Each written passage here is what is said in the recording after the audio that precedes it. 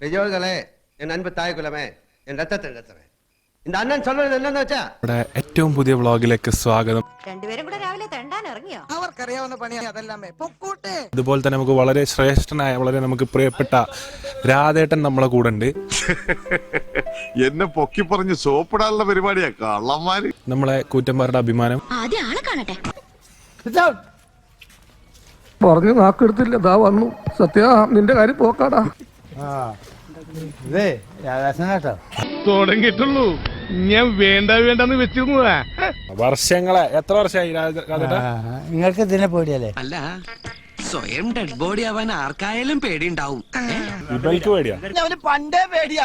അപ്പൊ നിനക്കോ? എനിക്ക് ജനിച്ചപ്പോഴേ പേടിയാ. 52 years of experience. അങ്ങനെ എല്ലാവരുടെ ഗുരുസ്ഥാനം ഏറ്റെടുക്കാൻ ഈ ചന്ദ്രന്റെ ജീവിതം പിന്നെയും ബാക്കി. ഒരു കുതിര വാങ്ങിയിട്ട് ഇപ്പൊ അക്കൂറിയത്തിൽ ഇവിടെ നമ്മൾ തേക്കുമുറ്റത്തിൽ ഇട്ട് കഴിഞ്ഞാൽ നല്ല പൈസ, ഒരു 5,000-6,000 ഇട്ട് കഴിഞ്ഞാൽ കുതിരം വന്നോ?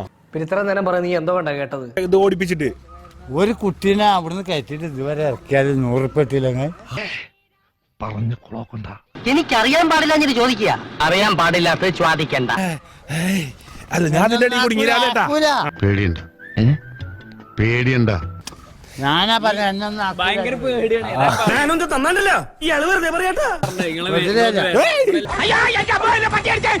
കുതിരക്കാണോ നായ്ക്കാണോ കൂടുതൽ തീറ്റ വേണ്ടിയത്? ഇങ്ങനെ കളിയാക്കണം. കുതിരക്ക് വലിയ തീറ്റൊന്നും വേണ്ട, 2 വീട്ടിലുണ്ടായാൽ മുതിരി മുട്ടിയും കൊടുത്താല് കുതിര മുതിര മഴക്കാലത്താ കുതിരക്ക് കൊടുക്കല്. അതുമായിട്ടെന്താ ബന്ധം? നീ വിട്ടേ. ചോറ് ചോറൊന്നും കുതിരക്ക് കൊടുക്കല്. ഏതാ ജി?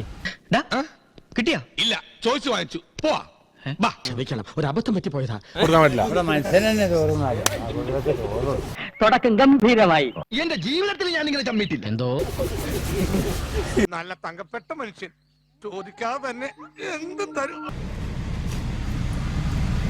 ഒരു കാടളകി വരുന്നുണ്ടല്ലോ.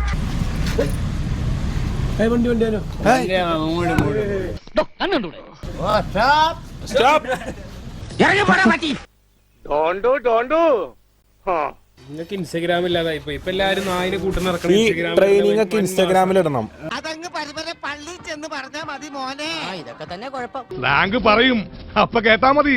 റാങ്ക് കാണിക്കും, അപ്പൊ കണ്ടാ മതി.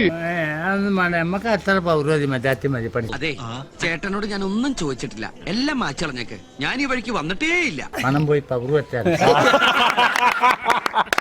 ഇനി ഞാൻ പൊക്കട്ടെ ഏട്ടാ. ഒന്ന് പോടാ അവിടുന്ന്.